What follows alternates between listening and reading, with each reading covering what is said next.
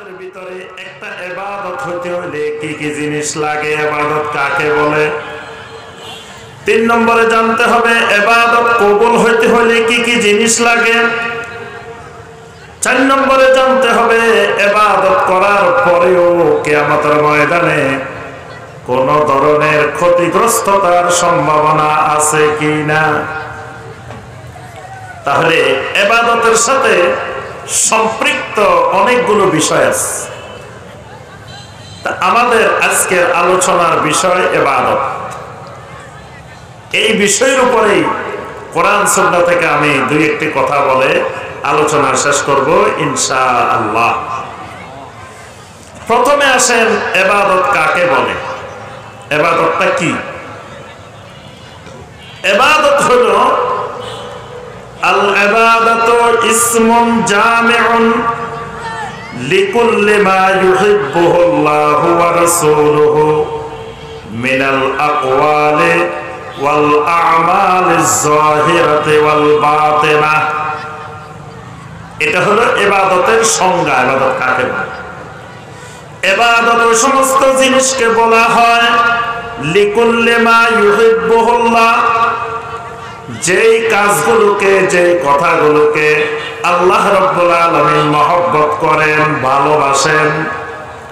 তাহলে ইবাদত হওয়ার প্রথম শর্ত,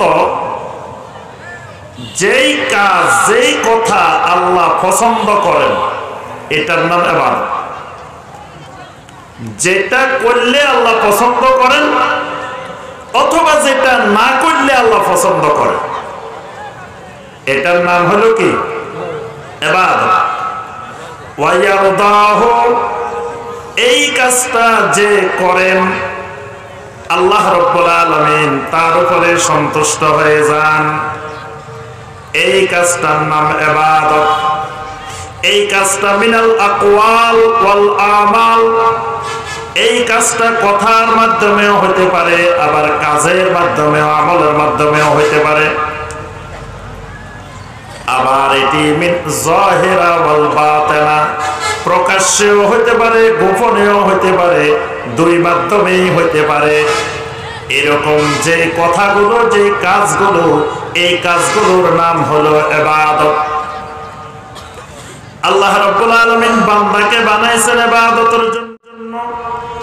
বান্দার মাথা থেকে পা পর্যন্ত পুরাটা শরীরকে আল্লাহ রাব্বুল আলামিন ইবাদতের উপযোগী করে বানাইছেন। সুবহানাল্লাহ। বান্দার মাথাটা বানাইছেন আল্লাহ রাব্বুল আলামিন ইবাদতের জন্য। বান্দার কান বানাইছেন আল্লাহ রাব্বুল আলামিন ইবাদতের জন্য।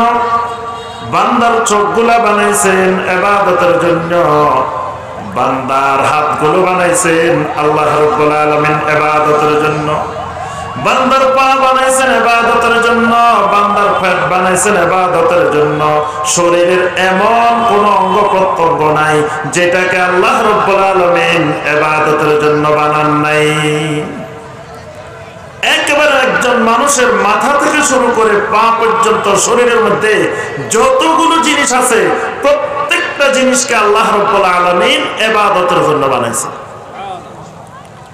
এই কারণে একটু গভীরভাবে চিন্তা করলে দেখবেন শরীরের মধ্যে এমন কোন অঙ্গ প্রত্যঙ্গ নাই, এমন কোন একটা জিনিস নাই যেই জিনিসটার সাথে ইবাদতের সম্পর্ক নাই।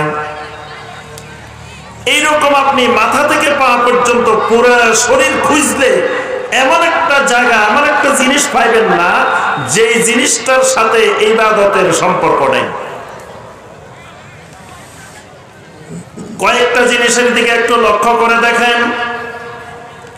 আল্লাহ রাব্বুল আলামিন মাথার মধ্যে আমাদের আপনাদের চুল দিবেন।